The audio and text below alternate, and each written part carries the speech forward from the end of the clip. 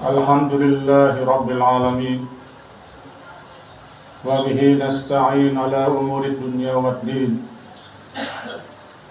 أشهد أن لا إله إلا الله وحده لا شريك له وأشهد أن سيدنا محمدا عبده ورسوله خليله وصفيه وأدى الأمانة وبلغ الرسالة ونصح الأمة وجاهد في سبيل الله حق جهاده اللهم صل وسلم وبارك على سيدنا محمد وعلى آله وأصحابه أجمعين أما بعد فيا عباد الله أوصيكم ويا نفسي بتقوى الله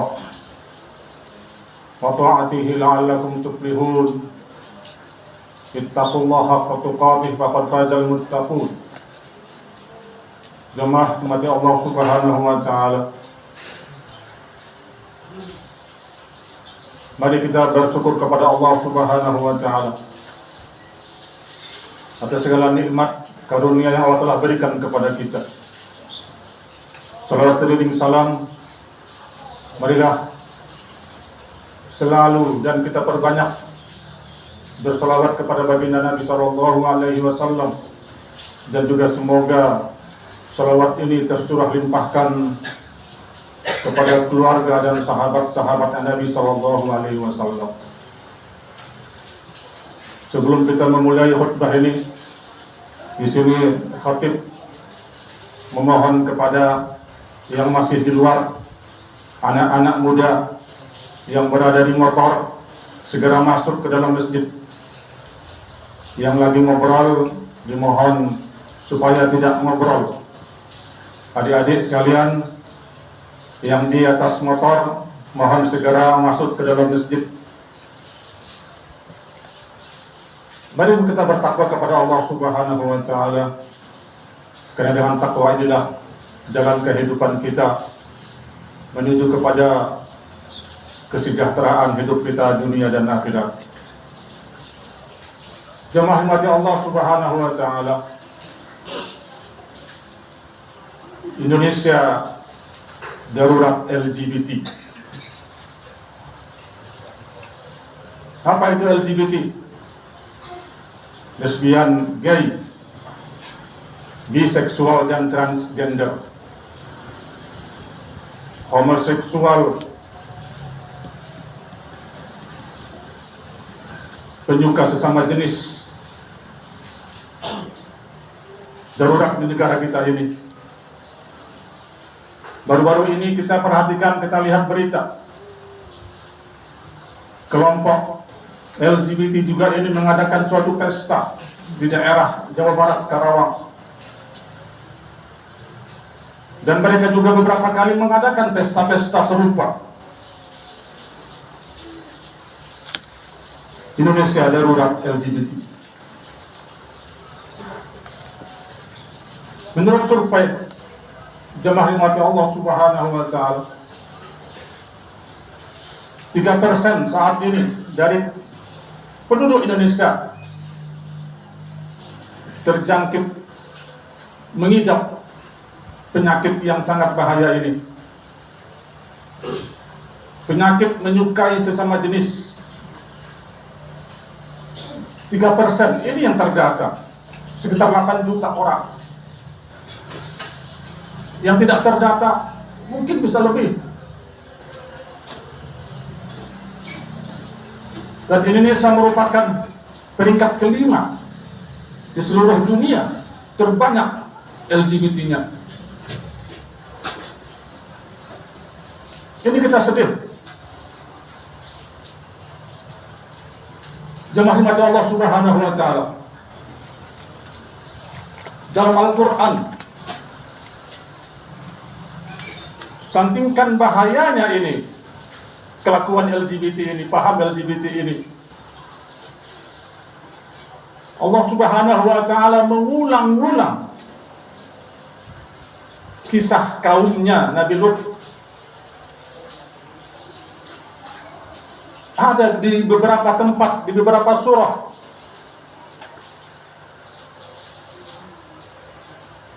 Ada di surah Al-A'raf, ada. Coba nanti lihat Al-Qur'annya.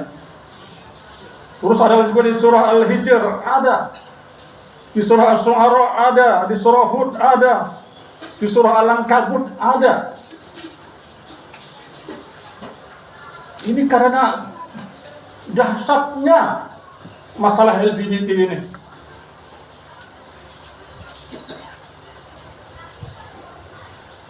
Salah satunya di surah Al-A'raf. A'udzubillahi minasyaitonir rajim.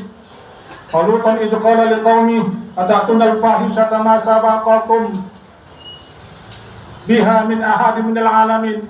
Ingatlah ketika Nabi Lut dia utus kepada kaumnya dan dia berkata kepada kaumnya bahwasanya kamu wahai kaumku telah berbuat fahisyah. Perilaku LGBT ini disebut dengan fahisyah. Apa ini fahisyah? Ini perbuatan keji. Yang mana kata Nabi Lut alaihi salam yang belum pernah ada dilakukan oleh orang-orang sebelum kamu. Terus Allah juga memberikan cap kepada orang-orang yang penyuka sesama jenis ini. Ada beberapa tempat, ada beberapa sifat. Yang pertama sebagai kaum musyrikun, kaum yang melampaui batas. Di surah Al-A'raf ayat ke-81. Kaum musyrikun melampaui batas. Kenapa? Karena mereka itu fitrahnya melanggar fitrahnya. Fitrah kita adalah Allah menyiapkan kita pasangannya, laki-laki perempuan. Orang yang suka sesama jenis itu sudah melampaui batas, menyalahi kodratnya. Disebut juga panjur kaifa kana akibatul mujrimin. Orang-orang LGBT juga sebagai orang yang mujrim. Mujrim itu apa? Orang yang penuh dengan dosa. Disebutkan juga kaumun adun dalam surah Asy-Syu'ara ayat ke-166. Orang yang melampaui batas, musyrikun, adun, mujrimun. Begitu juga dalam surah Al-Ankabut ayat ke-31, Allah cap ini orang-orang LGBT ini sebagai zalimun, orang-orang yang zalim.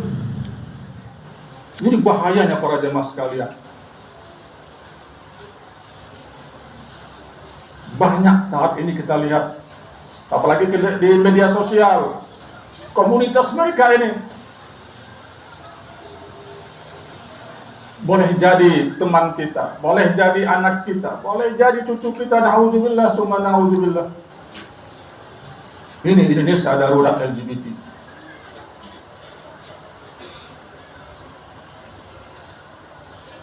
Jangan kita menganggap sepele. Karena Allah tidak menganggap sepele ini perbuatan. Apa hukumannya kata Allah Subhanahu wa taala? Banyak sekali di sini.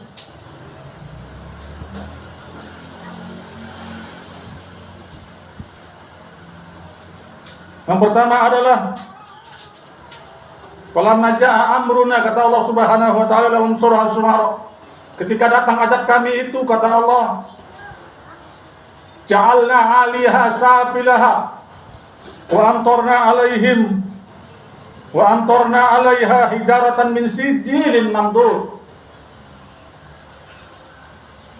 Ketika kami datangkan ajab kami itu kepada mereka, kami jungkir balikkan kawasan mereka itu.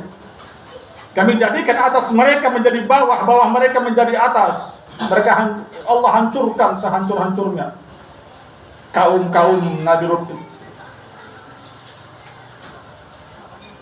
Dan sebelumnya apa? Wa amtarna 'alaihim mataran, dan Allah lemparkan kepada mereka, hujani mereka dari batu-batu yang terbakar.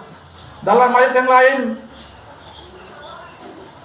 min hijaratin min sijil. Sijil ini ada juga yang menafsirkan batu dari neraka.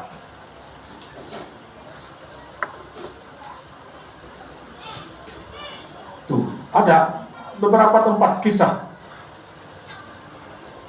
kaum-kaum Nabi Lut yang mereka tidak mau dengan pasangan mereka yang telah Allah siapkan, tetapi mereka lebih senang kepada yang sesama jenis. Jamaah dimati Allah Subhanahu wa taala. Itu dari Al-Qur'an. Dari hadis baginda Nabi sallallahu alaihi wasallam. Nabi kita Muhammad sallallahu alaihi wasallam bersabda, "La'anallah amala qaumi Lut." Allah melaknat orang-orang yang berbuat seperti kaumnya Nabi Lut, sodomi, gay. 3 kali Rasulullah SAW bersabda demikian. Di hadis yang lain juga, "Inna akhwafa ma akhafu alaikum ala ummati amalu qaumi Lut," kata baginda Nabi SAW. Sesungguhnya hal yang sangat aku takutkan akan menimpa umatku adalah perbuatan kaum-kaumnya Nabi Lut.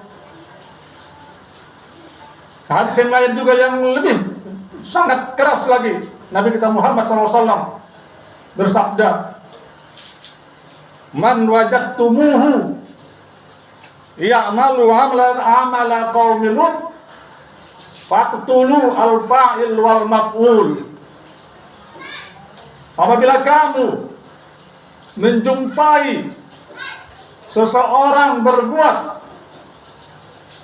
perbuatan kaumnya Nabi Lut, bunuhlah al-fa'il yang berbuat, wal maf'ulun bih, dan juga orang yang terkena perbuatan tersebut apabila mereka sama-sama suka.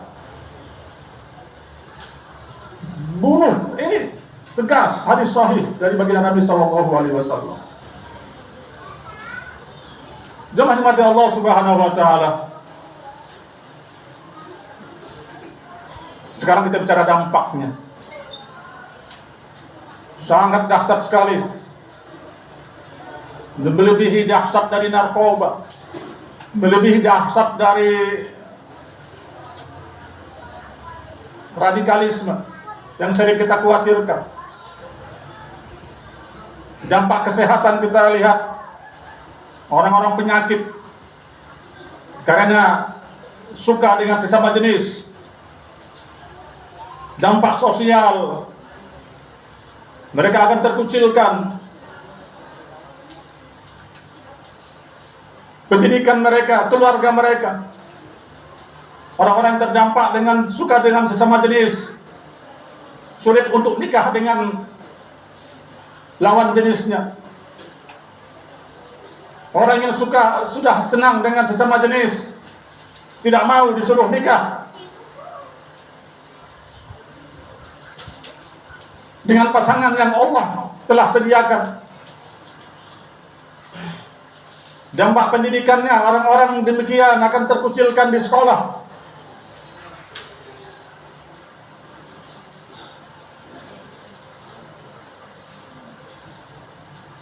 Dan dampak-dampak yang lain.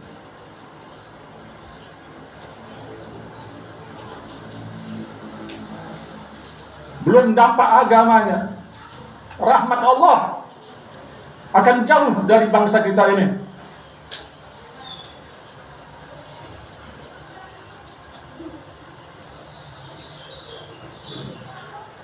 Bangsa yang kaya raya, tetapi karena rahmat Allah jauh dari kita. Kita lihat tetap begitu banyak orang miskin.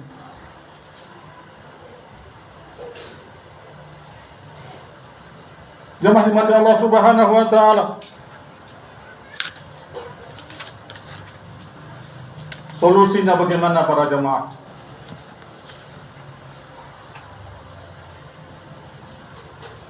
Solusinya bagaimana? Kita tidak bisa coba bicara dalil dampak, tapi juga dari kita khususnya yang hadir pada pertemuan Jumat ini, memiliki kesadaran bahwa paham ini, bahwa penyakit ini, ini penyakit juga nih. Orang yang suka sesama jenis itu penyakit, penyakit jiwa, penyakit kelamin. Sekarang orang juga bilang bisa jadi sampah masyarakat. Bahaya negara kita ini. Kalau ini tidak ada kemauan dari pejabat, dari pemerintah, dari penguasa, dari kita-kita juga, untuk berusaha bagaimana komunitas ini jangan terus membesar. Dan yang sangat kita khawatirkan, kita sayangkan adalah ada beberapa orang-orang intelektual, ada beberapa organisasi yang berusaha terus melegalkan kegiatan ini, melegalkan komunitas ini. Apa maksudnya? Mana otak mereka? Mana hati nurani mereka? Apakah mereka dibayar? Kok tega-teganya mereka menjual imannya, negaranya, agamanya dengan bayaran yang tidak seberapa? Terus mereka berusaha mengatakan ini adalah hak asasi manusia. Mereka katakan ini adalah hak asasi manusia. Itu semuanya adalah bohong. Ini para jemaah sekalian yang mati Allah Subhanahu wa ta'ala. Solusi yang pertama adalah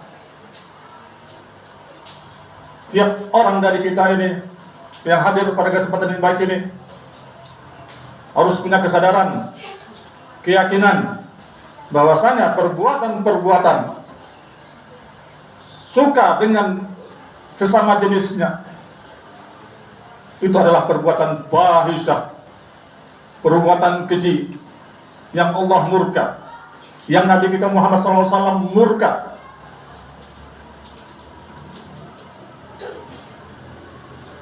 Demi mati Allah Subhanahu wa ta'ala, aqul qawli hadza wastaghfirullahal-adzim li wa lakum wa lisa'il muslimin wal muslimat fastaghfiruh innahu huwal ghafurur rahim.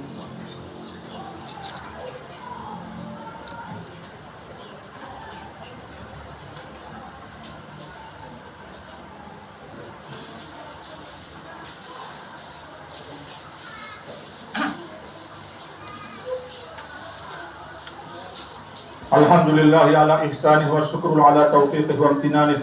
Asyhadu an la ilaha illallah ta'ziman li sya'nih wa asyhadu anna sayyidina Muhammadan abduhu wa rasuluhu ad-da'i ila ridwanih. Allahumma shalli wa sallim wa barik ala nabiyyina Muhammadin wa ala alihi wa ashabihi wa ikhwanih. Allahumma shalli wa sallim wa barik ala sayyidina Muhammad wa ala alihi wa sahbihi ajma'in. Amma ba'du fa ya ibadallah, usikum wa ya nafsi bi taqwallah wa ta'atihi la'allakum tuflihun. Jemaah mati Allah Subhanahu wa ta'ala. Solusi yang kedua adalah Rasulullah SAW bersabda dalam sebuah hadis, ketika Rasulullah menyuruh kita, muru auladakum, suruhlah anak-anak kamu sholat ketika dia umur 7 tahun, dan pukullah dia kalau tidak mau sholat ketika umur 10 tahun. Di hadis tersebut Rasulullah SAW menyambung hadisnya, wa farriqu bainahum fil madaji. Anak-anak kita kalau sudah umur 7 tahun, apalagi sampai 10 tahun, wa farriqu bainahum bil madaji. Pisahkanlah mereka di tempat-tempat tidur mereka. Umur anak kita, umur cucu kita kalau sudah 10 tahun, kalau bisa sebelumnya, jangan sampai mereka satu kasur, baik itu laki-laki sama laki-laki ataupun perempuan dengan perempuan. Karena anak-anak kita, cucu-cucu kita lah yang masih kecil-kecil begini. Nah, itu yang harus kita jaga. Yang pertama adalah pisahkan mereka di kasurnya. Yang kedua adalah perhatikan juga mereka pergaulannya, baik itu pergaulan di lingkungannya dan juga pergaulan di sekolahnya. Tugas kita para jamaah sekalian, kita sampaikan ke guru misalnya, kalau kita lihat anak kita, cucu kita, tingkahnya tidak sesuai dengan kodratnya, kita ingatkan guru kita, gurunya. Dan juga pakaian-pakaian, waktu kecil itu pakaian anak. Kalau dia anak laki-laki, jangan sampai dipakaikan pakaian-pakaian perempuan dengan kita gembira, ketawa. Begitu juga perempuan, jangan sampai pakaian laki-laki. Inilah cara kita. Dari awal kita telah menjaga anak cucu kita. Kalau sampai dia dewasa, dia punya perilaku menyimpang tersebut, kita rugi dan kita kasihan dengannya. Solusi yang selanjutnya adalah, kalau sudah terjangkit, mari kita rangkul, mari kita bina, kita jelaskan bagaimana mudaratnya, kita jelaskan bagaimana Allah marah, kita jelaskan bagaimana Nabi kita Muhammad SAW marah, kita jelaskan bagaimana nanti masa depannya. Kita jelaskan, kita perhatikan. Dan selanjutnya adalah bagaimana solusinya. Solusi adalah solusi yang paling besar yang kita harapkan adalah para pemangku jabatan. Para pemangku jabatan, anggota DPR, DPRD dan sebagainya, jangan sampai jebol undang-undang yang mereka maunya, yang mereka mau. Mereka ingin dilegalkan pernikahan sesama jenis. Naudzubillah, summa naudzubillah. Karena ada beberapa negara di dunia ini sudah melegalkan pernikahan sesama jenis. Bukan cuma agama Islam yang melarang. Semua agama melarang ini pernikahan sesama jenis. Mungkin saat ini Allah masih menahan. Bukan seperti zaman-zaman nabi-nabi terdahulu, Allah langsung timpakan azabnya. Karena ini akhir zaman. Azab Allah berupa apa? Berupa rahmatnya yang jauh dari kita. Kalau dulu mungkin kita lahir di zaman Nabi Lut, habis negara kita ini. Kita misalnya berada di zamannya Nabi Saleh, Nabi Shu'aib, Nabi Hud, itu langsung Allah balas azab tersebut. Tetapi saat ini karena sudah jelas benderang Al-Quran sebagai bayyinat, sudah jelas semuanya, akhir zaman, itu mungkin Allah tidak timpakan, tetapi semuanya Allah yang berkuasa. Innama amruhu idza arada syai'an ay yaqula lahu kun fayakun. Tetapi semua itu adalah ujian buat kita. Karena Allah siapkan neraka dan surganya gelap bagi orang-orang yang berhasil dengan ujian Allah tersebut. Kita harapkan pemerintah tegas, pemerintah daerah juga tegas. Perbuatan-perbuatan orang-orang komunitas-komunitas LGBT tersebut harus dilarang. Tidak ada cerita, tidak ada alasan. Apalagi jangan sampai pejabat-pejabat mereka yang melakukan LGBT, naudzubillah summa naudzubillah. Kita lihat sekarang berita di TNI, di Polri ada orang-orang LGBT, naudzubillah. Ya udah besar, udah mewabah sekali di para jemaah sekalian bahaya LGBT ini. Kita berdoa kepada Allah Subhanahu wa taala. Kita berdoa kepada Allah Subhanahu wa taala, semoga Allah menjaga negeri kita ini, menjaga bangsa kita ini, menjaga daerah kita ini, dan juga menjaga penguasa-penguasa negeri kita ini. Semoga mereka mendapat hidayah di dalam memberikan kesejahteraan buat bangsanya dan rakyatnya. Innallaha wa malaikatahu yusholluna 'alan nabi